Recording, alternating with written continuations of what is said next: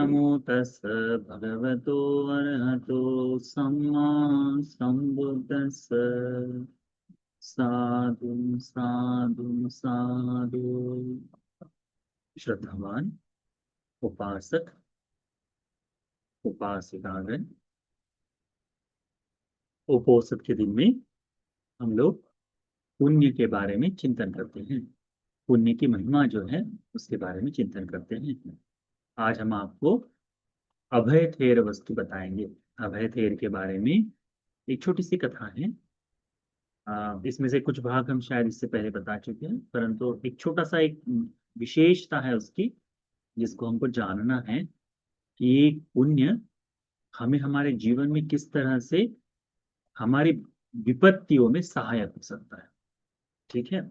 लोग आप लोगों ने ये देखा होगा कि अक्सर लोग अपनी सुरक्षा के लिए, किसी चीज से, विपत्ति से बचने के लिए देवताओं का सहारा लेते हैं, पूजा पाठ का सहारा लेते हैं, इस तरह से भिन्न भिन्न तरह से विनती करते हैं। परंतु यदि उस तरह से सुरक्षा का पुण्य आपने किया ही नहीं है, सुरक्षा पाने के लिए यदि पुण्य का संचय नहीं है, तो यह आपको मिलना संभव नहीं होता। ये मिलना हमें संभव नहीं होता। इसके बारे में कथा है अभय थेर की। अनुराधपुर काल में, अनुराधपुर जब श्रीलंका देश की कैपिटल थी, जहाँ भगवान बुद्ध जी का धर्म बहुत अच्छी तरह से फल फूल रहा था। संपूर्ण श्रीलंका द्वीप में धर्म का अच्छा प्रचार प्रसार हो चुका था। हर एक जनमानस में छोटी छोटी बातों में पुण्य का संचय करने के लिए, कुशल के बारे में चिंतन करने का भाव जागता रहता था। तो उस समय की बात है। मल्लवस्सा नाम का एक, वहाँ मल्लवस्सा नाम का एक विहार था। उसके नजदीक ही देव नामक एक अमात्य, देव नामक एक मंत्री रहा करता था। उसका नाम ही देव था। ठीक है। तो देव नामक एक मंत्री रहा करता था। अब वो मंत्री मंत्री है तो उसके नीचे नौकर चाकर बहुत लोग हैं। तो एक दिन वह अपने बरामदे में बैठकर भोजन ग्रहण कर रहा था। उस समय वहां पर एक बड़ा ही एक कुत्ता जो है वह उनकी तरफ आया। तो जब हम आज भी देखते हैं यदि कभी कहीं खाने के लिए बैठ जाए, कभी रेडी पर खाना खाते रहे या कहीं और बैठकर खाना खाएं, तो कुत्ते नजदीक से आ जाते हैं, है ना। और कई बार होता है कि हम उनको एक आधा खाना, एक आधा पीस दे देते हैं या कुछ ऐसा खिलाने खाने के लिए दे देते हैं। ये पुण्य की बात हो जाती है। तो जब ये अमात्य खा रहा है खाना, वहां पर वो कुत्ता आते हैं, उनके जो सिपाही है, उसके जो सेवक है, उन्होंने उस कुत्ते को आ, हकालना शुरू कर दिया। और शायद लकड़ी से पीटने ही वाले थे कि अमात्य ने उनको रोक दिया। लकड़ी मारकर, हम देखते हैं ना अभी कई बार कुछ फेंक कर मार देने वाले लोग दिखाई देते हैं आपको, या किसी न किसी तरह से पीड़ा कर देने वाले लोग दिखाई दे देते हैं ना। तो इस अमात्य ने उनको रोकने के लिए कहा, और देखा उस कुत्ते पर दया आई, तो उसको रोकने के लिए कहा, मारने के लिए। और अच्छी तरह से चावल में सब्जी वगैरह अच्छी तरह से मिलाकर उस कुत्ते को देने के लिए बताया। ठीक है। उतना पुण्य उन्होंने किया, और देते समय उनके मन में भाव था कि भगवान बुद्ध जी ने दान के बारे में महिमा बताई है, दान बताया है, और आज मैं इस तरह से ये जो मैं कर रहा हूँ ये भी एक दान का ही पुण्य है करके उसके मन में चेतना जाए। और वह अमात्य कुछ समय बाद मरकर उसी गांव में, जो मल्लवस्थ नाम का विहार था अनुराधपुर के नजदीक, वहीं पर अभय नाम नाम से एक बालक का जन्म हुआ। बचपन से ही गुणी स्वभाव में और निरंतरता से विहार जाना आना रहा। और जैसे जैसे थोड़ी सी उम्र होती गई, तो इसी विहार में बड़े बंते जी के अधीन होकर उन्होंने चीवर धारण कर दिया, प्रवजित हो गया, प्रवज्ञा ग्रहण कर ली, धर्म का अच्छी तरह से आचरण करने लगा। यही वो समय था जब श्रीलंका में बहुत बड़ा बहुत बड़ी विपत्ति आई। 12 वर्ष तक बारिश नहीं हुई, बारिश नहीं हुई, अकाल पड़ा रहा। आज ऐसी स्थिति है श्रीलंका में, जब हम रहते तो देखते हैं हर दिन कहीं ना कहीं बारिश श्रीलंका द्वीप में होती ही होती है। और उसके लिए कारण बताया जाता है कि द्वीप है, चारों तरफ से समुद्र से घिरा है, पहाड़ है, तो बहुत जल्दी बारिश हो जाती है। 12 वर्षों तक बारिश नहीं हुई। सोच कर देखिए कि उस समय कैसा माहौल रहा होगा। बहुत से लोग वहां से भागकर समुद्र को क्रॉस कर कर इंडिया भी आए होंगे। बहुत से लोग कहीं न जा पाने के कारण से मृत्यु को पाए होंगे। बहुत विशाल 12 साल अकाल का मतलब आज की तरह नहीं कि सभी सभी जगह से, हर जगह से सभी वस्तुएं उपलब्ध हो जाए। जब किसी द्वीप में इस तरह से अकाल पड़ता है तो मृत्यु निश्चित हो जाती है। और उसी के पश्चात, इस वर्ष इनके पश्चात ही सूत्रों का संपूर्ण लिखान करना चाहिए, इस तरह का भाव जागृत हुआ था। तो ये जो अभय थे उन्होंने देखा कि सभी लोग एक तो पलायन करके जा रहे हैं, कहीं ना कहीं जा रहे हैं। तो आ, इन्होंने सोचा कि यदि सब जा रहे हैं तो मैं यही रुक जाता हूँ इस विहार की सेवा करते हुए। जो भी जैसा भी मिले, जो भी मिलने खाने को मिले, मैं उसके जीवन यापन कर लूंगा। तो अभय थे वही रुक गए। अब युवक है, ज्यादा बूढ़े भी नहीं, तो युवक होने के कारण उन्होंने अपने आप को सामर्थ्यवान समझा और वही रुक गए। हुआ यह कि धीरे धीरे धीरे सब गांव के लोग चले गए, और वर्ष, 2 वर्ष, 10 वर्ष, 12, 10 वर्ष बीत रहे हैं, और भोजन वैसे वैसे कम होते जाए। अब यहाँ पर भोजन देने वाला भी कोई नहीं। तब वहां के नजदीक में विहारों से संबंधित रहने वाले, वृक्षों के में रहने वाले देवता गण हैं, उनके मन में ऐसा विचार आया कि इस भिक्षु के जीवन में कोई पुण्य है जिसकी हम सहायता कर सके। तो देखते हैं कि अतीत में पुण्य किया हुआ है, तो कहीं न कहीं से उनको भोजन उपलब्ध करा देने का कार्य वे लोग करते रहे। आप देखिए शिवली भंते जी के बारे में भगवान की महिमा है। भगवान ने बताया है कि इस लोक में सबसे अधिक, यानी लाभी नंग अग्ग करके कहा है हम शिवली भंते जी को। तो वो कहीं पे भी चले जाए, चाहे जंगल में चले जाए, चाहे रेगिस्तान में चले जाए, समुद्र में, कहीं पे भी चले जाए, उन्हें भोजन उपलब्ध हो जाता था। ये उनके पुण्य के विभाग में है। ये पुण्य का है। किसी व्यक्ति को कोई वस्तु प्राप्त हो जाए, कोई बाधा उनकी दूर हो जाए, इसका श्रेय पूजा पाठ आदि से अधिक वह उनके गत में, अतीत में किए हुए पुण्य का है। उस पुण्य के विपाक को जागृत करने के लिए बुद्ध का स्मरण कर लेना आदि वो अच्छी बात है। तो उस पुण्य का उन्होंने देखा। अब वर्ष इतने बीतने के बाद श्रीलंका देश में ऐसा भी समय आया कि खाने के लिए कुछ भी नहीं, तो मनुष्यों को ही मारकर खाना शुरू करने वाले ऐसे लोग भी जन्म लिए। ऐसे लोग भी थे उस समय। तो जो 4-5 के ग्रुप में रहकर जगह जगह पर जाकर जो जो मिलता उनको मार कर उसे खाने का काम। तो उन्होंने देखा कि अभी कहीं नहीं, कुछ नहीं मिल रहा, तो विहार की तरफ गए। इधर भी कोई छुपा हुआ होगा, कहीं दिख जाए आदमी, क्योंकि जानवर वगैरह तो बहुत दुर्लभ था उस समय देखना भी, क्योंकि 12 वर्षों का अकाल यानी बड़ा लंबा समय होता है। हम देखिए 2 वर्ष में ही, कोरोना के 2 वर्ष में कैसे हो गया था, है ना। पहले के समय में जब प्लेग वगैरह जैसी बीमारियां फैलती थी तो क्या हो जाता था, तो ये सारी विपत्तियां देखो, है ना।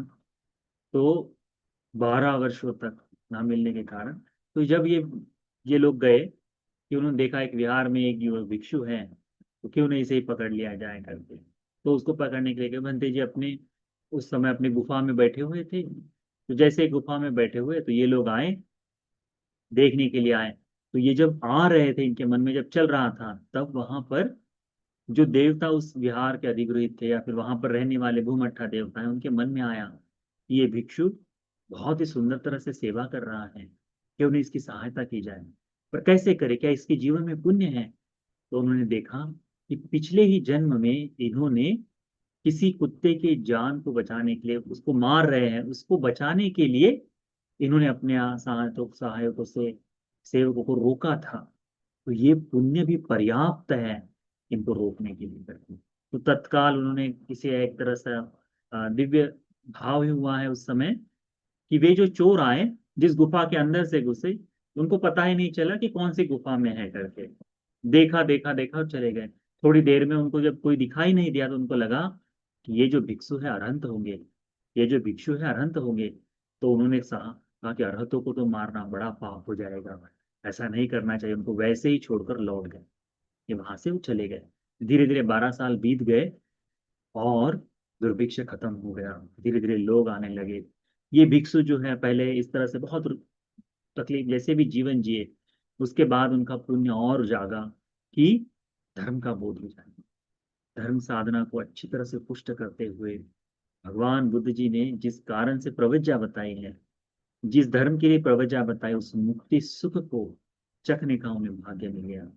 उन्होंने अरहत्व को प्राप्त कर लिया और जीवन में पाया। तो कहने का तात्पर्य है कि हमारा जो किया पुण्य है वो व्यर्थ नहीं जाता।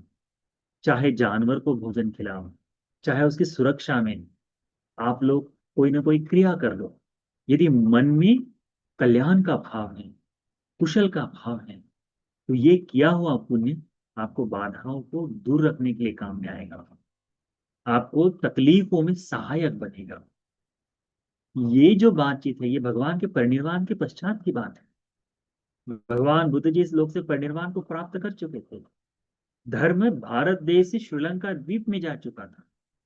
वहां धर्म को सुनकर इस तरह का चिंतन करने का भाव जब गृहस्थों में जागा, तो आज इस बुद्ध भूमि पर, आज इस जमीन पर जहाँ भगवान बुद्ध जी चल चुके हैं, उसी भूमि पर जब धर्म पुनः लौट आया है, तो हमारे मन में कुशल की चेतना कैसे जागनी चाहिए, पुण्य का भाव कैसा जागना चाहिए। हर क्षण क्षण में, हर क्रियाओं में कुशल अकुशल का चिंतन हमने करना चाहिए। क्योंकि देखिए, समय के साथ सबको मरना है, समय के साथ हम सबको बूढ़ा होना है, समय के साथ हम सबको बीमार पड़ना है। हमारा जीवन निश्चित तौर से मृत्यु की ओर जा रहा है। यदि जब हमारे पास अभी मौका है और इस मौके का अच्छा इस्तेमाल कर ले धर्म के अभ्यास के लिए, छोटे से छोटी चीजों में कुशल देखने के लिए, तो हम बता नहीं सकते कि कौन से समय कौन सा किया हुआ पुण्य हमको लाभ दे, है ना। इसीलिए हमारे जीवन में हमें निरंतर और निरंतर पुण्य करना चाहिए, हमेशा पुण्य करना चाहिए। और हमारे जीवन में होता भी है, हम किसी को पानी के लिए पूछे तो पुण्य हो रहा है, पंछियों के लिए पानी, के लिए पानी रख दे, दाना रख दे, पुण्य हो रहा है। घर के बाहर कहीं प्याऊ लग जाए, पुण्य हो रहा है। जानवरों के लिए पानी भर के रख दे, रोटी रख दे, पुण्य हो रहा है। परंतु वो होते समय मन में एक भावना चाहिए। भगवान अर्थात तथागत बुद्ध ने कहा है क्या, कि जब कुशल करते हैं तो कुशल का विपाक सुख के स्वरूप में मिलता है। ये पुण्य की चेतना हमारे मन में होनी चाहिए, तब जाकर वह पुण्य और बलशाली बढ़िया होता है।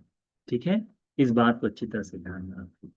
तो ये जो पुण्य की महिमा है, ये पुण्य का विपाक, पुण्य की महिमा आप सभी को भगवान बुद्ध जी के धर्म के अनुसार चलने के लिए, अपने जीवन में होने वाली छोटी से छोटी पुण्य क्रियाओं को समझने के लिए, धर्म के आचरण के लिए पुण्य उपकारी हो जाए।